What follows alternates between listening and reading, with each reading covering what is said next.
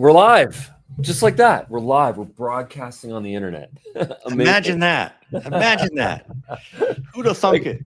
The first time that I will never forget the first time I saw video on the internet. And as a little boy, I was a developer. I was coding apps, and I saw, and it was so embryonic back then. But Yeah. and there was no streaming back then. No. The idea of a file existing in a cloud and then data bits getting sent as the viewer is watching them was not a thing. The file was there, and you had to wait till the file downloaded. Maybe there was a little bit of delay, but mostly you had to wait, and then you'd press play, and it would play. And I remember seeing And it would buffer. And the buffering was there, and the resolution was low, and the quality was very poor. But I remember looking at someone directly in their eyeballs on this video, and all of a sudden, the world just lit up for me. I said, Yep. That's what I want to do for the rest of my life. I want to create opportunities so that people can do exactly this, what we're doing right now. And now I get to have money and a platform and resources and an audience, and it's just something to say finally. And here I am with Richard Harris, who's an author, a business owner, an entrepreneur. You've got a great book. Let's get into this. Yeah. Give me an intro. Tell me about yourself. Why are we here? Well, we're here because you invited me, so I appreciate that. So thank you for accepting the invitation. Yeah. I'll give you I hope this is the quick version, right? So I'm one of the few people who always knew they wanted to be in sales. Mm-hmm. My mom was in sales. My dad was in sales. Usually sales is like a dumpster fire of other failed careers, right? And so I'm unique in that way. At least that's what people tell me. My first job in high school and out of college was working at the Gap, right? I took that job because it was a great logo. If you think about it from a business perspective, it's inbound leads, right? It's cool. A tip. I got a discount on clothes. I wear jeans and t-shirts every day to work. So, so that was sort of my first foray into real sales at some point. And I knew that logo would carry me. At the mall. Yeah. Oh yeah. My first job was at the mall. It was called, it was a shoe store. I sold shoes. Yeah. So, so it taught you about interaction and human interaction and like being social and sociable and all that stuff. So, fast forward many years, always been in sales, always wanted to go into leadership and management, went through several jobs, had a job literally in the late 90s selling classified advertising in the back of newspapers. And my mom, who's a stockbroker and still is, she called me and goes, your uncle lives out in San Francisco, and there's this company out there that looks like they're selling ads on this computer thing, and the company's called Yahoo. So this is even before Google existed, right? And of course I'm 27. I'm like, yeah, thanks, Mom. No. Why would I take the advice from my mother? Right. Which is very Gen X, right? I know that's very Gen X for, compared to the current generations, but, so I missed that one. I missed that opportunity. And then just fast forward, had many, many jobs. About 12 years ago, I was working for a SaaS organization. They got acquired by Intel. They didn't need me anymore. I didn't make the cut, which was fine. They hugged me out the door. And now I'm a sales training and consultant and go-to-market strategist and all that stuff. So I teach reps how to earn the right to ask questions, which questions to ask and when to ask them. I also take that same concept to founders, right? Teaching them how to understand what a go-to-market strategy is, how to determine that messaging, what does good messaging, bad messaging look like, and then helping them execute on it at that marketing level, but also at like, how do I talk to my prospects and customers level, training founders to founder-led sales, and then expanding them out. So that's the quick version. I'll shut up there. So no, you're good. Thank you for sharing that. That's a great perspective. You've seen a lot. You've seen the shift. I think the shift from analog to digital is one, but I also think the shift in terms of what the buyer is going through is also a massive paradigm shift. Now, one of the things that you talk about is the buyer's experience versus the buyer's journey. If you could speak to that, please. Yeah. So first of all, I always like to be controversial, right? Because controversy sells. And I really thought about it is that there really is not much of a buyer's journey. there's a buyer's experience. They've either had an experience that they want to solve for, or they're trying to prevent an experience that they're concerned they might run into, right? So what do? They either ask a friend, or they ask their friend Google, or they ask their friend ChatGPT, right? And from that moment on, it's really about the experience. Because I think we've all Googled something, and for whatever reason, or ChatGPT, we click on one link over another. We choose one thing over what we read, right? So there's this experience there, right? We've all downloaded apps and realized they were crud and realized it's a bad experience. So for me, it's much more about the buyer experience through a seller's journey that's created through sales and marketing. So that's the genesis of the idea, and sort of my latest hypothesis, particularly now, as you said, this newest paradigm shift, right? We went from analog to digital, and now we're going from digital to almost thought. It's not even digital to some extent, or it's going to go there into this thought perception place. So that's just my belief system. So, that makes a lot of sense to me. I think that there's a few different perspectives on buying. And I think that some people have a wall in front of them. The second that they open up their app or walk into the mall or go down the street, the second that, anything salesy, whether it's a banner advertisement or a human being that gets in their space, they have an adverse reaction. There's a natural defense mechanism that blocks it up. And I respect that. Yeah. I'm like that sometimes, for sure. I don't want to be bothered. Oh, I'm a terrible buyer. I'm a terrible customer.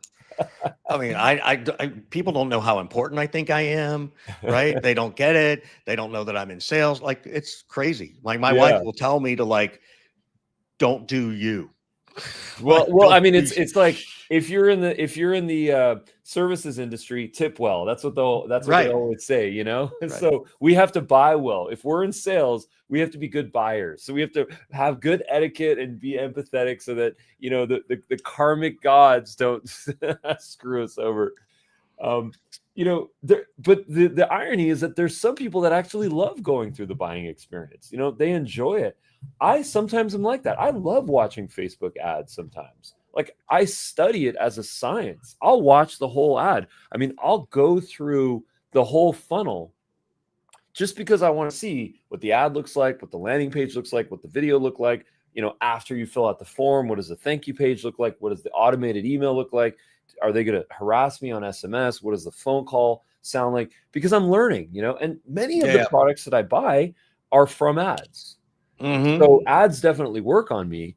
The thing that I really think about as the CEO of a software company that enables salespeople to sell better, the thing that I think about a lot is how we meet people where they are psychographically, and how we solve this trust issue where people want to shut the messaging out. They want to shut the noise out.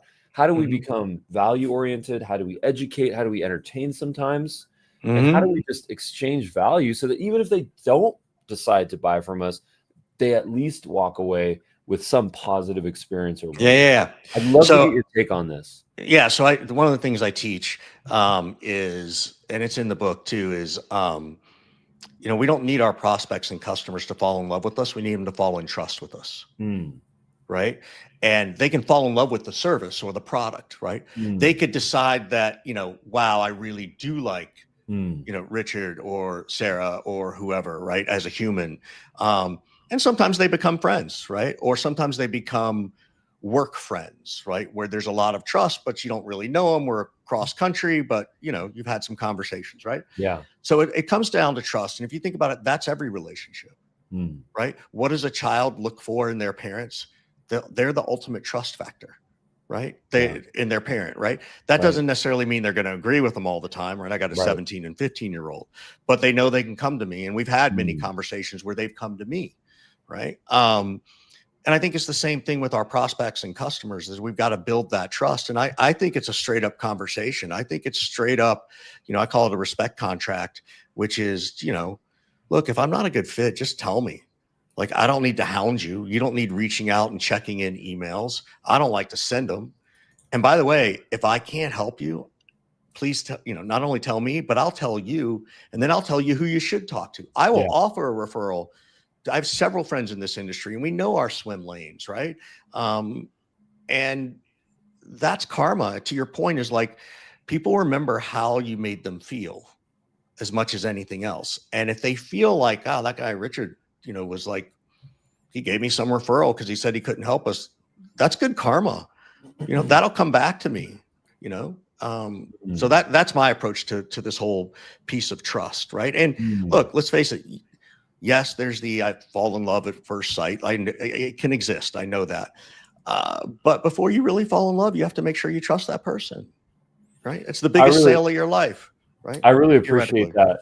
One of the things that I love thinking about is, how do we summarize an idea in one word?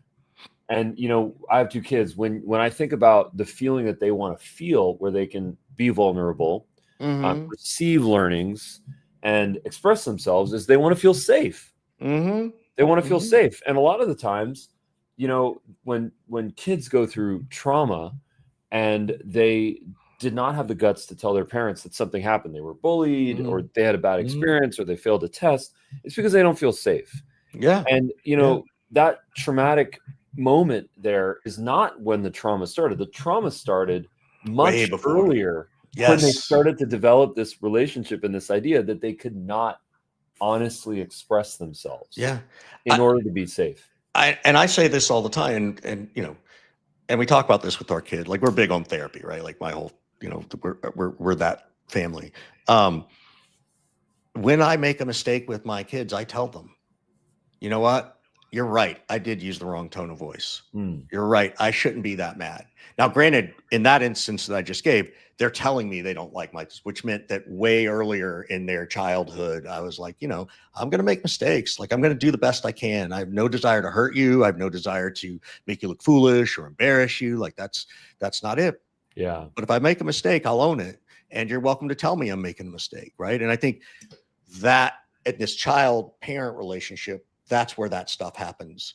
Beautiful. And hopefully, and there's different levels of trauma, right?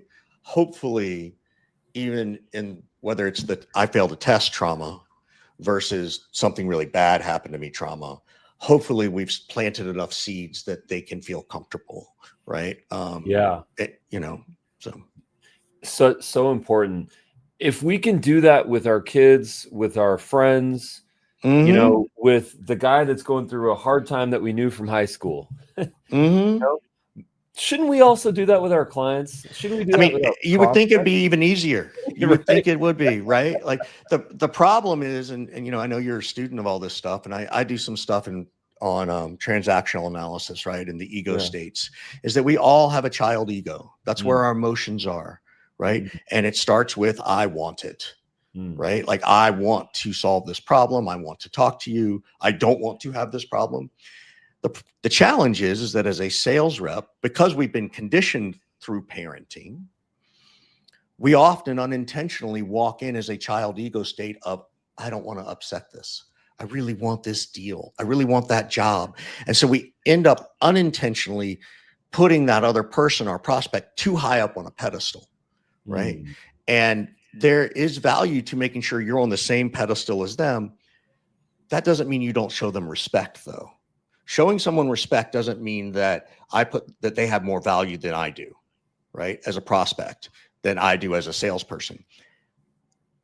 But I need to figure out a way to do that so that I can feel emotionally more like an adult and less like, oh my God, I don't want to offend them. What happens if they don't call me back? Which we all do. Look, you and I have been around the world long enough, right?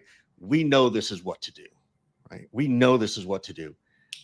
I'm still willing to admit that, yeah, sometimes I walk in a little meek, like, okay, I don't want to lose that deal. I haven't closed a deal in 6 weeks, and I'm getting my anxious bones, right? Like, we're humans. I think the first step is to just acknowledge, all of us, like, we're humans. Your prospects are allowed to behave the way they want. We're allowed to behave the way we want. And the only thing I can really control at most is me. And then maybe I can ask questions in a certain way to influence how someone might respond, but it's not manipulative. But even then, I don't have control over them. Yeah. I think what really helps me is to understand that everyone is going through their own war. Yes. And I might be going through mine, whether it's to hit a quota or to accomplish something, or I had a bad day, someone cut me off on the way into the office. And I think from my perspective, I'm always trying to think, and it's very difficult. And I wish I could do a better job at this. Every single day I try harder and harder, is to understand to not take things personally. And I think that, in sales, gosh, what a skill that we all had to learn, how to grow thick skin, how to understand that people, unfortunately, if they're having a bad day or a bad year or a bad life, they're going to take it out on the salesperson. Yes. We are the people that get a lot of that abuse, unfortunately. But in that lies the opportunity, because sometimes we can affect change. Sometimes we can find something, we can create something through our experience. But gosh, it's hard.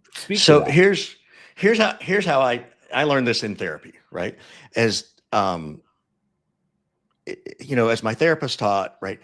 When there's an idea in front of me and I push to resist that idea pushes back harder. Right? So even in the way you were describing that thing of like, I'm trying really hard to not take it personally. Well, the more you say that to yourself, the more you actually end up taking shit personally. Just burning inside. Right. So what was taught to me, and I think this is an everyday practice, is to go, well, maybe it is okay. Right? Like on the back of my book, and I'm sorry to keep saying that, it literally says, sales is personal. Yeah. Maybe we should accept that and go, you know what? It is personal.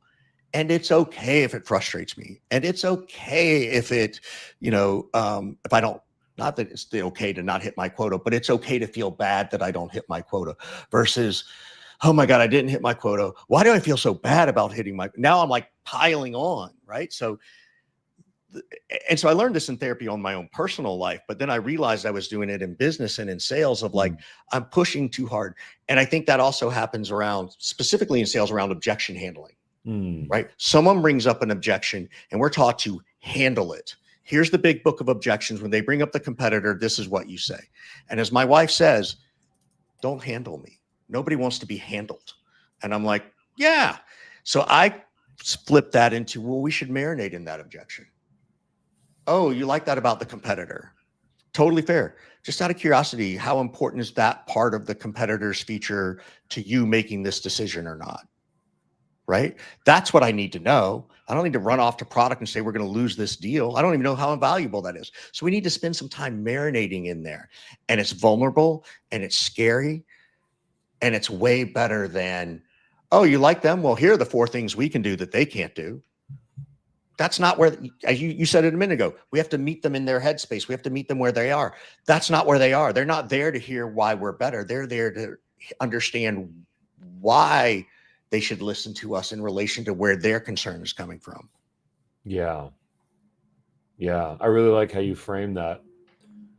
There's this thing that I sort of gravitated towards in my in my quest of mindfulness, and coming from mindlessness as a kid.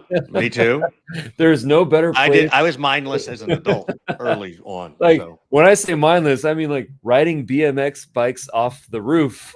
Mindless. I wasn't quite that mindless, but I hear you.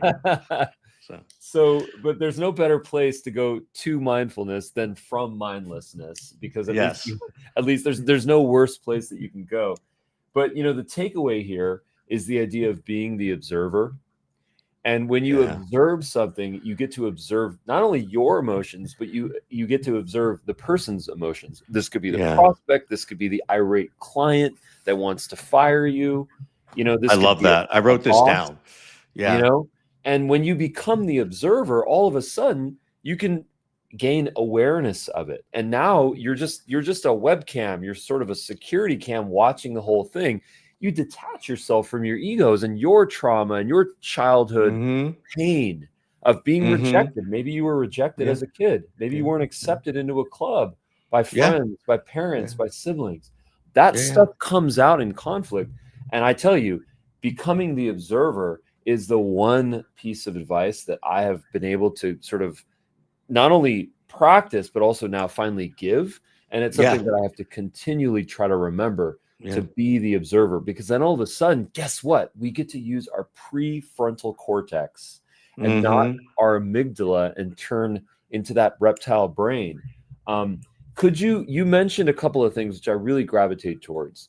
But first, let's give a plug to your book. If you could show us the book, tell us about the book. I want to present this to people. Where can we buy this book? Take us through this. Yeah, it's called The Seller's Journey. Okay. And it, I think when a lot of people write their books, I'm not trying to write a New York Times bestseller, right? This is almost like a business card, right? And it is for those people who either maybe they can't afford to hire me, or they don't have time, or their company won't hire a trainer at all, right? So part of it, the first part of the book, is actually some mindfulness stuff about the mental part of sales. Like it's like, what is the mental game we have to play, right? And then it gets very tactical. It gets into respect contracts and open and closed-ended questions, and mirroring, and using the word and versus but. And I wrote that book consciously using the word and more than but, because but is negative, right? But discounts and just, tell someone they're wrong. Hey, I understand what you're thinking, but did you know that, right? And by the time I finished the book, I think I used the word and 900 something times, and the word but like 47. Like I wrote a part in the book about this, and I wasn't counting the word until I got to the end. So there's some real tactical, practical stuff in there that you can read about and implement easily, right? So part of it is sort of the mindset, and then the other part, the 13 things that you can actually walk out and just start practicing, because they're in the book, and they're role play scenarios in the book. So people don't just go into this concept idea. It goes into, well, this is what it sounds like when Richard says it, but pause here. How would you say it if you wanted to do this? Right. Because how I say something's different than you, right? There's this authenticity piece that's part of this mindful part. That's part of this mindfulness of sales. And I feel like the humanity has been removed from sales. It came back in 2020. We all got a lot better. And now we're back to where we were before that. And I think it's going to get even more worse. That's the right way to say that. More worser. Let's just be really bad. And as the AI stuff starts to kick in. So it's called The Seller's Journey. Thank you for letting me mention it. It's on Amazon and, Goodreads and all those places you can buy a book. And there's an audio version if you like the sound of my voice, it's like fine. So that's awesome. Thank you for doing the audio version. That's amazing, and thank you for doing your own voice. That's really great. That's really You're great. welcome. Yeah. I'm working on my second book right now, and I feel inspiration from you, because your book is your business card. Yeah. And I really like how you said that. So this is maybe a public service announcement that everyone has a book inside of them with experience. Yeah. And what better way you have a story to tell. Yeah. You have a story. Don't even think about it like a book. It's a story. You got a story. I talk to SDRs all the time. They're like, I'm trying to work on my LinkedIn profile, but I just got out of college and I'm 6 months in. And why would people want to listen to me? I'm like, I'd listen to you. Yeah. I'm over 50. I don't know what it's like now to be 23, coming out of college, getting into a sales job. I have no clue. I know what I'm learning as I go through. You can teach that. And by the way, there's another kid coming along 6 months after you, and one a year after you. You have value, right? Everybody has a story to tell and can provide value based on their own experiences, good, bad, or otherwise. Yeah. There's this idea that I wanted to present, which I was sort of thinking of before when we were discussing the idea of sometimes our buyers have a bad experience. Oh yeah. Hangover. And it's the hangover, right? And sometimes we receive that stress. We receive that rudeness. And for anyone that earns their income solely based on commission, I repeat, solely based on commission, your check is not guaranteed. There is a certain sensitivity. There is a certain fear or discomfort when you are trying to provide for your family, and all of a sudden someone punches you in the nose. Yeah. Yeah. And totally. And this is why I've developed a massive amount of empathy for people in sales, which is why I always try to listen to them. Like if they've got a pitch, I'll listen, and I actually take your advice, and I'm brutally honest with them. And if it wasn't good, Yeah. I'll tell them it was this. Listen, this is what you got to work on. If this advice was free, take it or leave it. But the thing that I wanted to present to you is this idea of the great philosopher Carl Jung, the Swiss philosopher and psychiatrist. He presented the idea of, if people criticize, it's because it showcases some insecurity or something that they don't like about themselves. Mm-hmm.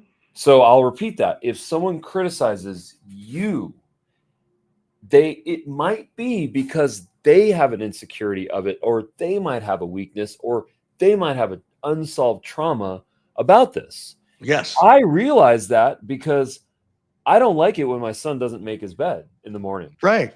And I used to get really upset about it. And I realized the place that came from, it's because of all the stuff, you know, the way I was raised, and now I make the bed. I read the book, and, you know, I'm like, no, you got to start your day by making your bed. It's so important. And it's because of my own stuff where that's really important to me that I sort of put this upon him. Yeah. And I would love to get your take on this, of how we can, you mentioned something from your book. You mentioned what's written on the back of the book, which I think is relevant. And I wanted to get your take on this. Yeah. So from a sales perspective, you're 100% right. I believe part of our job, and this goes back to that, you know, getting them to fall in trust with us.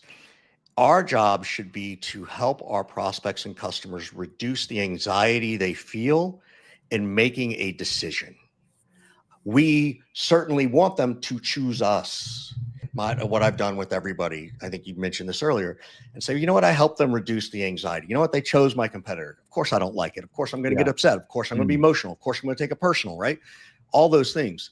I can still go to bed at night knowing I did my job right.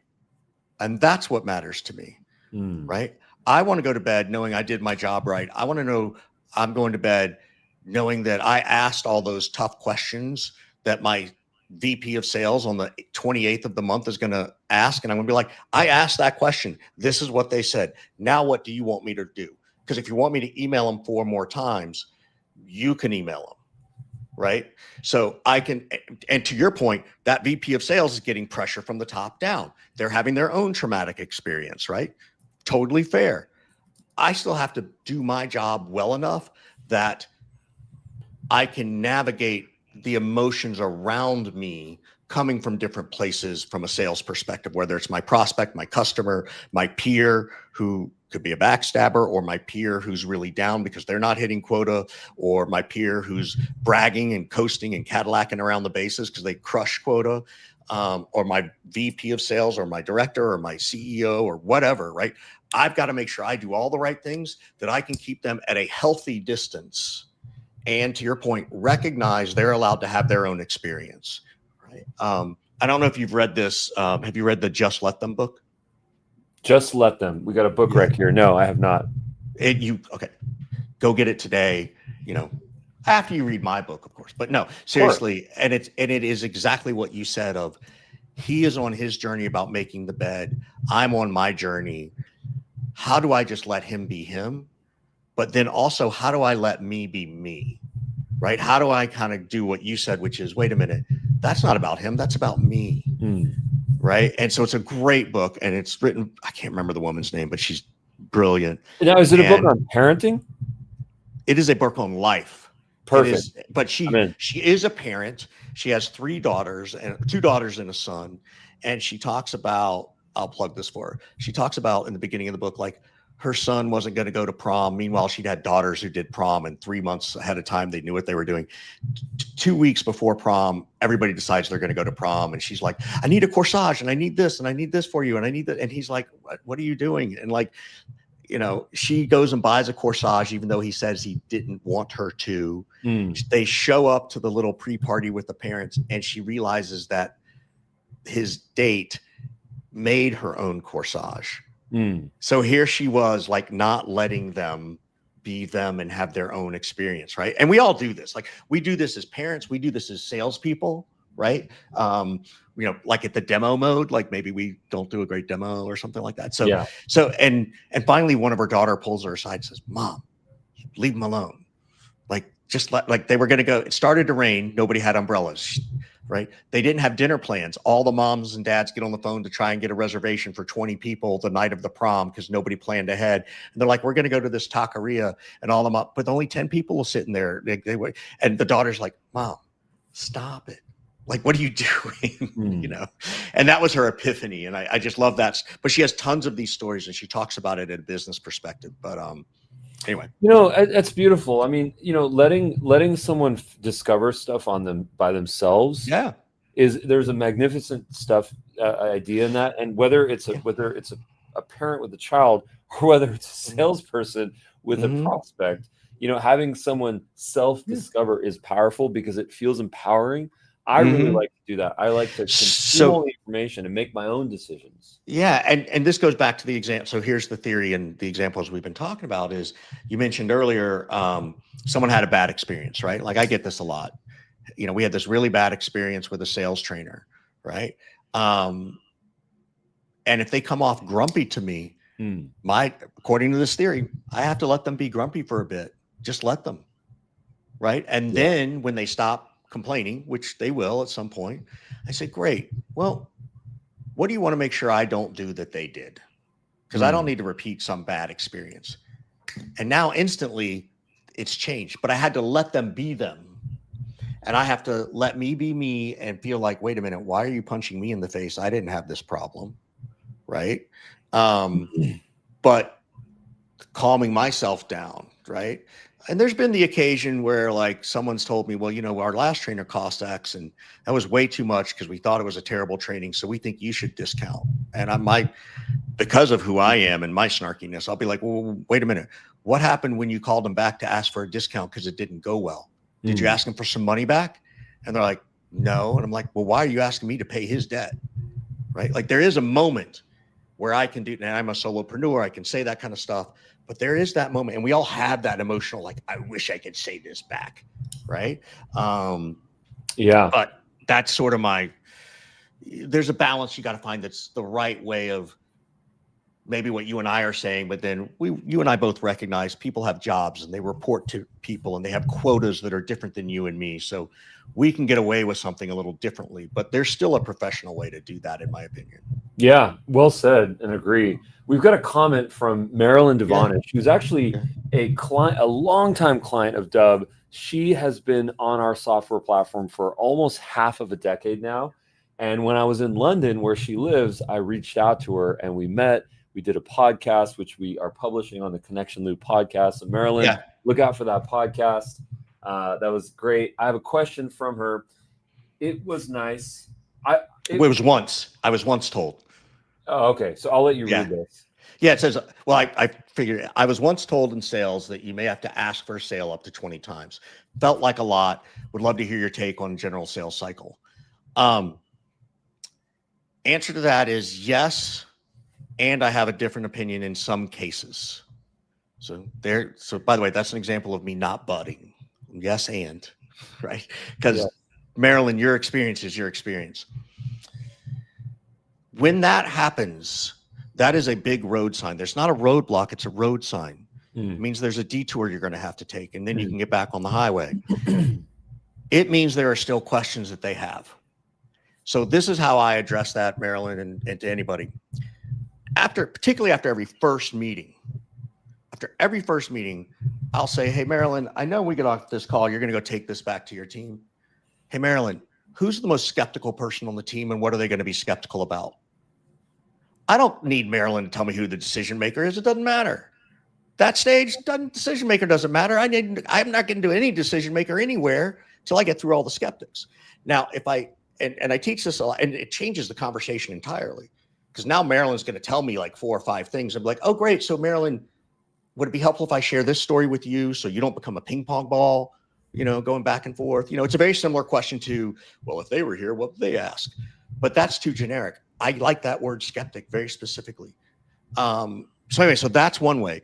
And if I do that every time a new person gets introduced to the sales cycle, by the time I get to closing, The theory is I shouldn't have to ask 20 times. The theory should be that I will know why they're not choosing us. I will know what their skepticisms and concerns are, right? And we shouldn't be shocked that it's pricing or competitor or we built something internal. Like these things should not shock us anymore. We should be prepared, right? So, so that's the first place to do it. To your point, Marilyn, okay, well, what do I do tomorrow? Because I got this deal. It's like you have to ask for what you want for it. You have to be able to say, hey, Marilyn, haven't heard from you in 2 weeks. Often that means you've decided to go in a different direction and chosen a different vendor, or something else has come up and you're just delayed. Can you let me know so I don't bug you? Right? Get rid of the checking in, reaching out, touching base, circling back, bubbling. Stop it. You sound like everybody else. Just ask for what you want. I've done emails that just the subject line says, are you okay? Hey, Marilyn, haven't heard from you in 3 weeks. Everything all right? Like, I'm not even asking about the deal. There's no call to action.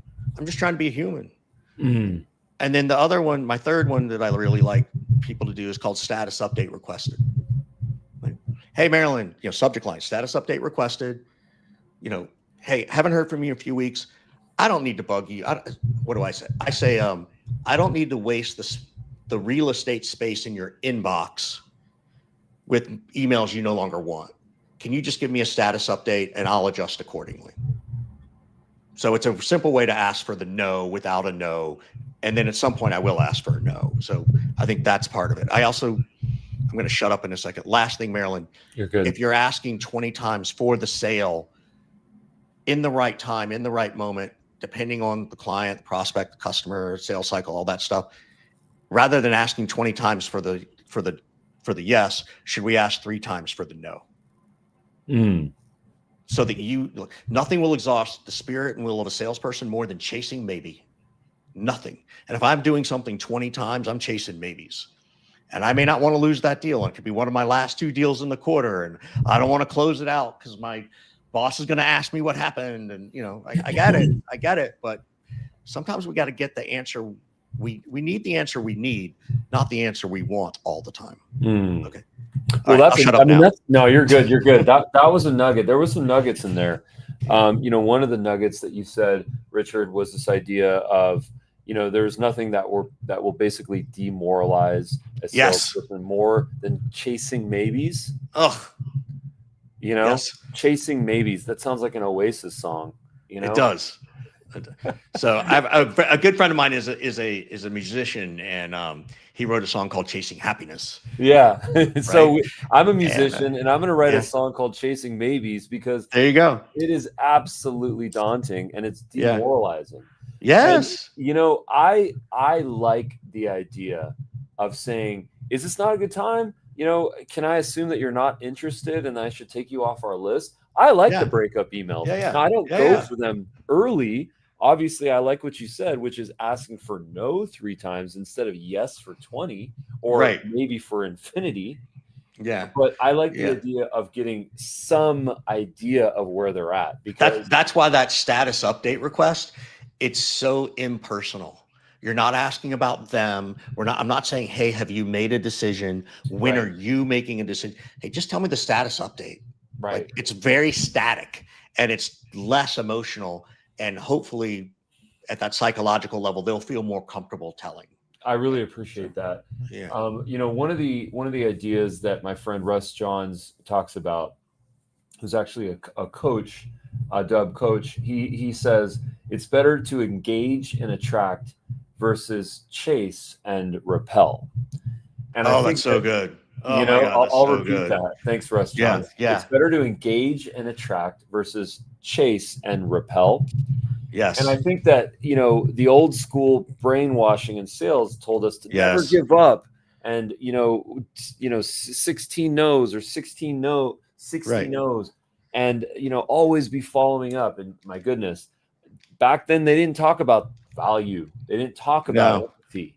They didn't talk about listening, Sell Me This Pen is about listening. If you unpack that in a modern definition, it's about listening. It's about understanding if there's a need. I wrote a massive post on this the other day about Sell Me This Pen and how stupid it is. And, we're like, great.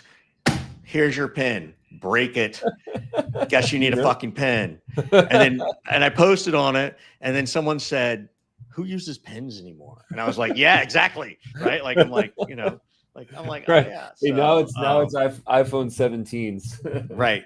So it's too funny. So. Yeah, but I mean, one of the things that we always evangelize, and Marilyn, you know this, which is why you wrote this review for us, I Love Dub, is because Marilyn, you embody the idea of recording videos with value, with humanity, with empathy, saying, what's going on? You know, Jeremy, what's going on? Is everything okay with you? I'd love to, you know, reconnect and see how I can be of value, of service. Yep. And recording videos for sales is a great way to not get rejected, because guess what? Yeah. It is very easy to have your email get ignored or deleted, or worse, reported as spam. It's very easy. There's no guilt in that. People ignore without any guilt. It's become socially acceptable. We all do it. But to ignore a video of a person that recorded a video holding a phone that says their name on it, and you can tell that that video is for them, that's just straight rude. It's like having someone go up to you at a coffee shop and say, hey, what's up, Richard? How you doing? Yeah. How's your day going? And then you just I'm going to ask, I want to press you on this one, right? Because this theory has been around for a while of hold a sign up with their name on it, right? And I even went so far as to say, okay, look for how many people you have the name George, and you can send one video to all 4 Georges, right? Is it still working? Because I feel like that's several years old. It's a little antiquated. Yeah. We actually built the digital version of that on the Dub mobile app, so it's more digital. This premise is the same. I think that for people that are in scaled sales, that need to go do this 50 times a day, I think it makes sense for some people. And frankly, we've seen it work. But the problem that we're trying to solve here, and I think about this as an engineer, the problem that I'm trying to solve is if someone records a video on any of our technology and then they send that via email, SMS, LinkedIn, whatever, there is a thumbnail that appears. Right. And that thumbnail, I mean, the idea of the thumbnail is it's a $1 trillion industry now. I mean, billionaires become the billionaires that they are because of their thumbnails. Mr. Beast is a billionaire because of his thumbnails. So thumbnails are an extremely important part of our society and sort of business makeup when it comes to marketing and sales. The problem is, how do we make a thumbnail look personal? Right? We can put their name in there. We can, like, how can I make a video where you only see an image and you, Richard, know that Ruben Dua recorded this video just for you, and that it's not like sort of a generic video? Because personalized videos where it's like, hey, Richard, how you doing? It's Ruben, just wanted to check in. There's nothing more powerful than that. Now, getting people to open it and watch it, that's the problem. And that's the thumbnail. What's that? That's the thumbnail. That's the thumbnail. So that thumbnail is what opens. It's like an email. When you look at the funnel of an email, it's the from name, the subject line, and then based on that, it determines if they're going to open the email, and then they read the body, and then based on the body, that determines if they're going to click on the link, and then they go to the landing page, and then what's on the landing page, is there a video or a call to action that determines if they're going to fill out the form, and then they fill out the form, and that's going to determine if they book a time, and then they become a customer. Right. So I'm always thinking about the flow in the funnel and how we can add humanity, this humanity that we keep talking about. How can we add this to the because text, unfortunately, text does not work. Not anymore. Not anymore. Yeah. So I got a question for you. I'm going to shift it. Yeah. I'm going to be a little snarky with you. So you're an engineer, right? You have like an engineering degree. I don't have an engineering degree. No. Okay. I have a business degree. Okay. But I've been coding since I was a kid, and I've been building platforms. Then that's an engineer. Okay. My question I'm an to engine you nerd. Your engineers are not generally as sociable and sales related as you are. And I'm sitting here going, did they kick him out of the club? Do the engineers still want to talk to him anymore? Or are they like, so anyway, that's my jokey question for the. No, I love that. I love that. I was, this is a gear change in the convo, but an important one. Yeah.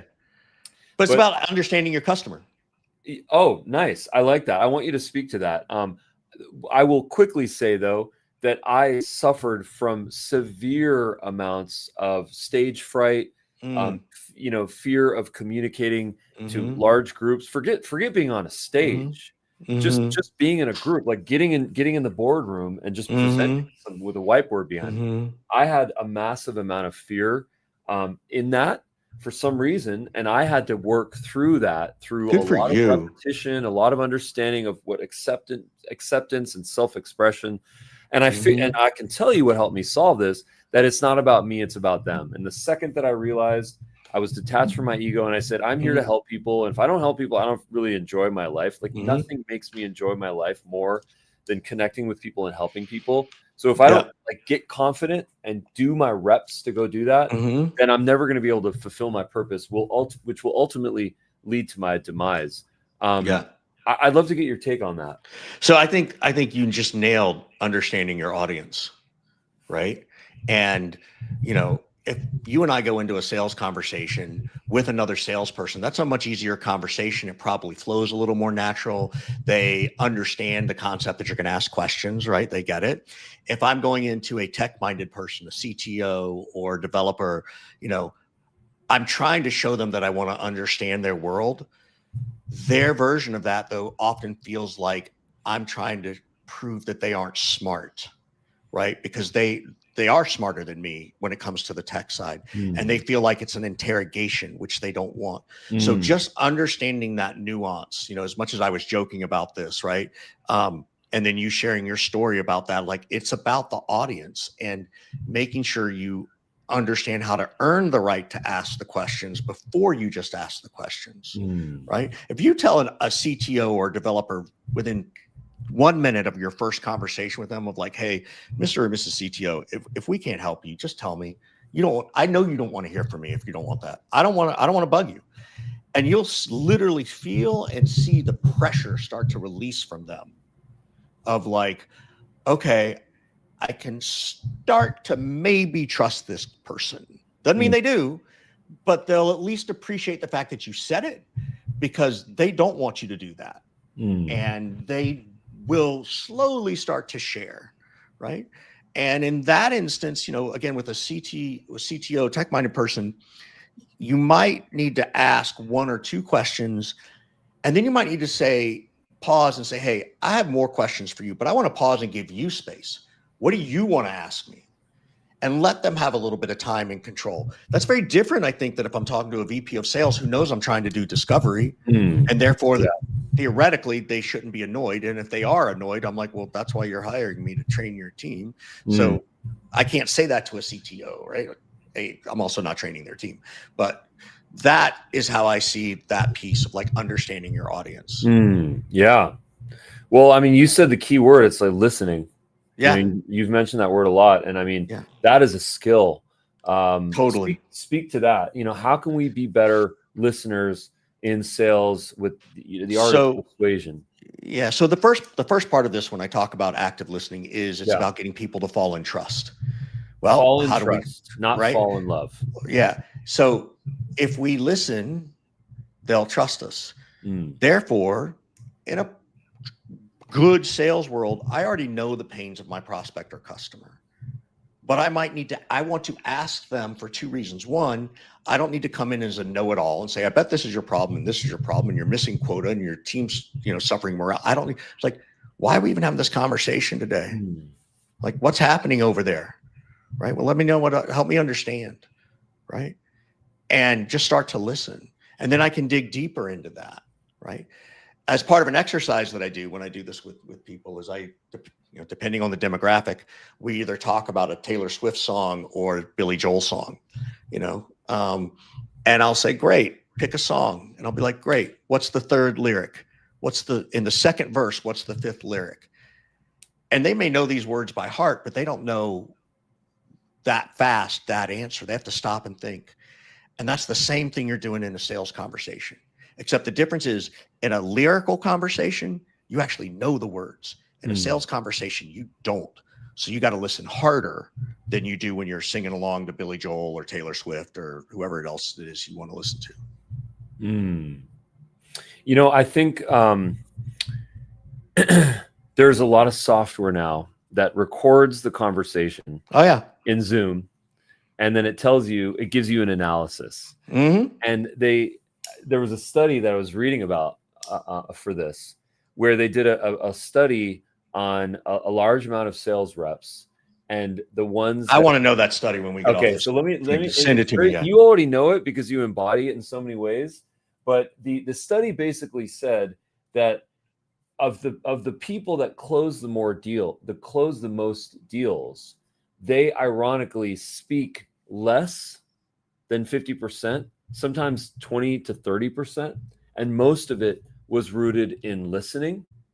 And the reason why is because in those demo calls, let's say you're demoing a software platform. Like we do this every single day. We have a team of people that do this. And we have learned now that if we don't spend the first 10 to 15 minutes just simply listening to people and what they're trying to do, our demo is so generic and it does not mean anything to anyone. And I think that the takeaway here is that shut up and get rich. Yeah. That's another good book title. I want to talk about the demo thing for a second. So there's a couple of things, and I learned this the hard way too, is that there's a difference between a demo and product training. So many demos are product training oriented, where you're trying to show them everything, but particularly for tech-minded founders. Like if you're a tech founder and you're coming from the engineer building this thing, nobody cares how you upload the spreadsheet of data. That is not part of the demo. They didn't come to you to say, show me how I upload my data. No, they want to see the other stuff, right? They don't care how smart you are and how fast you got the API to pull it in and how you're going to connect this to that and blah, blah, blah, blah, blah, right? Unless that's the tool or service you're selling, right? They want to see the outcome. And you've got to do what you just said of like, hey, I can do, you got two choices for a demo, Ruben, I can give you two choices. I can do death by mouse click, or you can tell me the three things that matter the most. What do you want? And they'll tell me those three things, right? And they'll appreciate the fact that it's not death by mouse click. Right? That's the first thing on the demo. The second thing on the demo is please, for all things anyone considers holy of any religion, belief, or whatever, please stop asking, does that make sense? It is so condescending. It is so condescending. You're going to get more false answers to that. That's not even the question you want to ask. The question you want to ask is what I just showed good, better, or worse than how you're currently handling it? How well did I just show solve your problem? Do we need to spend more time on this or go to the next problem? That's what you need to know. I don't need to know, does this make sense? Right. Now, there is a 1% chance that at a certain point, it might be okay to ask that question. It tends to revolve around when you do get into the technical side of things. It might be the second or the third demo because they're coming back with more questions, right? But even still, rather than saying, does that make sense? I'll say, is there anything else I haven't showed you that gives you some hesitation or that you feel we haven't covered? Because that's really what I'm asking. That's really what I want to know is not, does that make sense? Anyway, you know what, Richard, that makes sense. I'm glad to hear it. See, there's 1%. Not only does it make sense, but it makes sense as in money. So thank you for sharing that. There was I was on a cruise. And I went to the weight trainer in the gym. A lot of these cruise ships, they'll give you a free body assessment if you're on if you're on a cruise and you're thinking about health. I already know how fat I am. I don't need which you need to do it. Go get on the computer, on their little handheld computer that tells you what your levels are while you're like gorging. You know? And the guy he gave me a whole dissertation on this, and he kept saying, "Does that make sense? Does that make sense?" And we all do it. Yeah, he had a sort of a thick South African accent, and it became, I promise you, it became an inside joke with my son and I to this day. We now have this joke where if we want to annoy each other, we say, "Does that make sense?" That's fantastic. I'm lucky because I have this reminder. It does sound condescending. It does sort of sound like, are you slow or are you fast? But what's really happening is we realize we've talked too much. Yeah. And we're trying to create space, but we're not really creating space. Like you've heard me a couple of times say, okay, I'm going to stop talking now. That's my version of, does that make sense? Yeah. Which is to really give space for someone to bring up another part of the conversation. Yeah. Yeah. Just a shout out to our friends. We've got a number of people actually live with us on the gram. Let's just take a minute here. And then, Richard, you've got a question from Marilyn. I'll let you marinate on that. But if you, we've got some friends here. What's up? Jacob, Muraqua, Alex, Hudson, Austin, Ryan, Chromes, Dan. So thank you guys for joining in this Instagram live. We are taking questions. So if you do want to throw us a question, throw it in the comments. We've got Richard Harris here, who is he's an amazing sales coach. He wrote a book on this. This is what he does for a living. You guys are all trying to sell something, right? We're all trying to persuade people. Ask questions. This is an opportunity. This is like sort of like a masterclass now. Marilyn has a great question. Yeah. The world is AI crazy at the moment. What role, if any, does AI play in sales? Thank you so much, Marilyn Devonish, for the question. Yeah. We're not AI crazy. We're AI stupid. And this happens all the time, right? Like you've seen this too. I'm sure everybody's seen this. People gravitate to the newest thing and it starts to work at a certain degree. And then what do salespeople do? We beat it till it doesn't work anymore. And then we get all frustrated, right? The sales engagement platforms, right? All that kind of stuff. The first version of this video concept, right? As opposed to what you guys have sort of upped the game on, right? So the answer, in my belief at the moment, is that AI is very transactional. It is not strategic yet it's not strategic yet at the sales level for B2B sales, right? So AI can help us with the workflows. It can cut stuff down. It could go take this video, go create 4 snippets for me and save me hours, but it's not going to sell for me.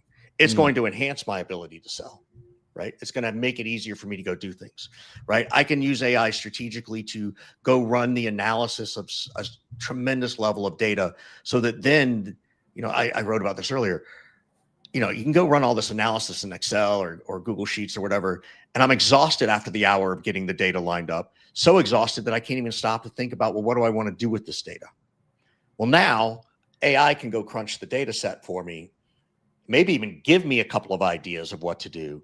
And now I'm going to go spend an hour being creative, to your point, of the prefrontal cortex and thinking. So I save time because I'm not doing an hour of that and then another hour of strategy, but I'm also way more effective and efficient with my time. And I hate those 2 buzzwords, but that's what AI is doing, I think, at this stage. In the sales world, we're already conditioned to it from a B2C world, right? If you go to Amazon, you go online, you go and you buy. I don't know, Ruben, if I can go and sign up for your thing, right? At the individual level or small teams level, but then there's always enterprise sales. So it's already happening. We're conditioned for it. We just aren't there yet. The larger the deal size and the more decision makers involved and the more skeptics involved in the decision-making process, the harder it's going to be for AI to do anything and handle the sale. Where AI is going to kick in is you might not get shortlisted because people are going to not Google it. They're going to chat GPT it. They might say, who are the 4 best video platforms right now? And if you're not spending time in GEO like you are SEO, you might not even know you're not getting shortlisted, right? Or you're not even getting long-listed, much less shortlisted. So I think that's where the role of AI is. I think that AI in sales is the first role that's going to be killed off is going to be the SDR inbound role. Because once you have inbound, you have permission to call someone, right? Can't do it on outbound, at least not in the States yet. It's illegal to use a bot to outbound cold call for sales. If someone comes inbound because they've now given you permission, you can do that. And I was having a friendly debate. Well, wouldn't you want to transfer that right over to a rep if it was an inbound lead? I'll be like, yeah, but the rep can't call back in 5 seconds, right? The bot can. Right now, there's going to be this disclosure thing, and someone's going to say something about legal. But right now, presently, as I understand, because I'm not a lawyer, as I understand, an inbound lead, you could use a robocaller. You just don't want it to sound like a robocaller. That's the first thing, and it's instantaneous. We all know on inbound leads how fast your sorry, my live thing went down on you, but how fast your the response time is to increasing the validity of closing that deal, right?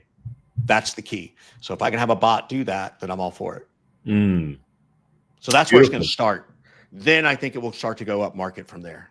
Yeah, that makes a lot of sense. We got another question for you. Yeah.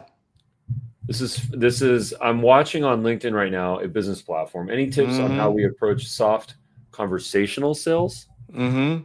Yeah. So I spend a ton of time on LinkedIn. Unless they have asked you for sales, I don't know if you're getting me on Instagram because my Instagram shut down. So no, you know what? It actually okay. On us. So anyway, the answer to that question is you don't use LinkedIn for asking for sales. You use LinkedIn to build credibility and thought leadership and sharing knowledge, right? Now, if someone comes to you and says, "Hey, I'd love to," like, hey, look. Maybe 4 times a year, someone will say, "Hey, I want to hire you for my sales team. Can we talk?" Sure.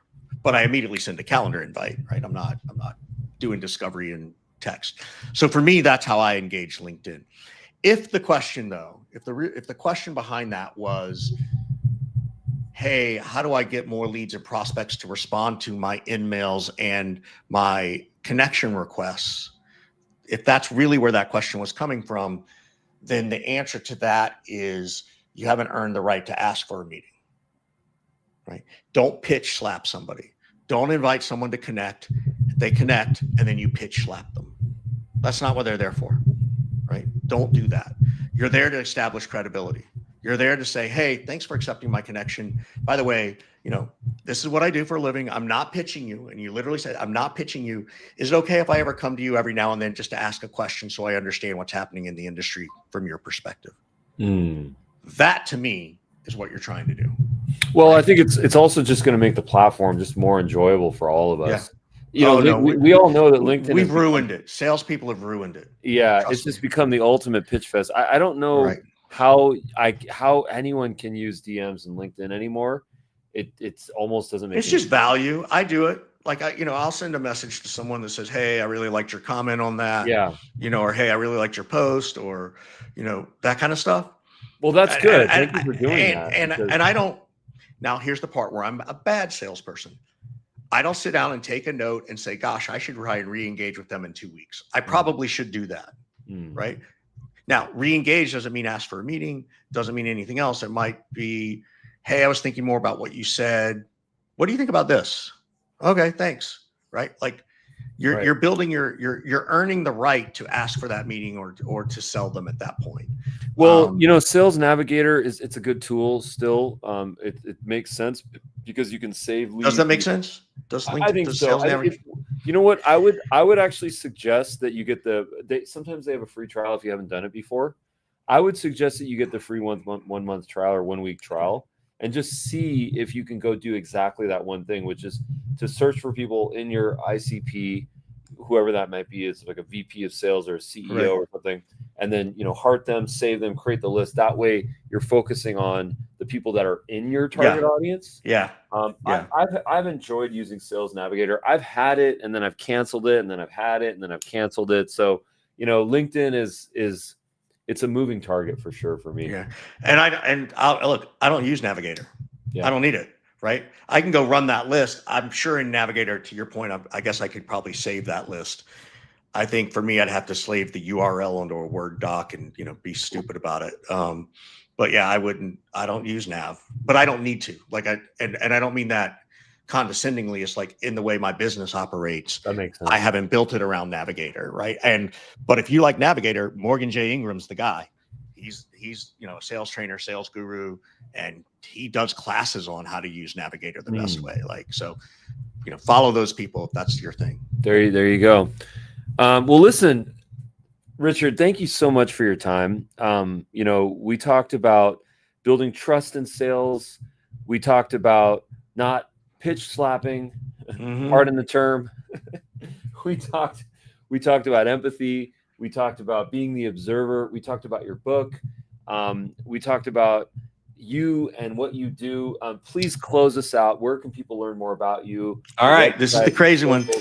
This is the crazy one. Everybody, either hit rewind or get a pen. 415-596-9149. 415-596-9149. My legit cell phone number, not some Google number. That's my legit cell phone number. And I know it's legit because my kids don't respond to me when I text them from it. So you can first of all, text me first before you call. I'll gladly have a conversation with someone. Tell me that you heard me here so I know who it is, right? Otherwise, I'm, particularly now with the new iPhone feature, and I'm happy to chat with people. Yes, you can find me on LinkedIn. Richard Harris. I'm the one with a little goofy trademark emoji by my name. But yeah, text me or find me on LinkedIn. Perfect. Thank you so much, Richard. Really appreciate you. Yeah, no, this is great. I have to say, first of all, I've never gone live, so I love it. And now it's making me think I got to do this with my podcast. Oh yeah. Yeah. Well, we're connected now. I mean, now we have a shared asset, Yep. So, and Marilyn, it sounds like we need to jump, but Marilyn, happy to answer your question on LinkedIn or text me on WhatsApp if you want. But I'm happy to have that question. But yeah, anyway, I'm definitely connect with Marilyn. She's all I'll say is that she's transcendental, and I can feel that. So. She has a special energy. So I want to make sure that everyone's connecting with Marilyn Devonish as well, because she's just got an energy about her. Thank you so much, Richard. We'll see you on the next one. Dude, this was great. Thank you. I appreciate it. Bye, everybody. Take care.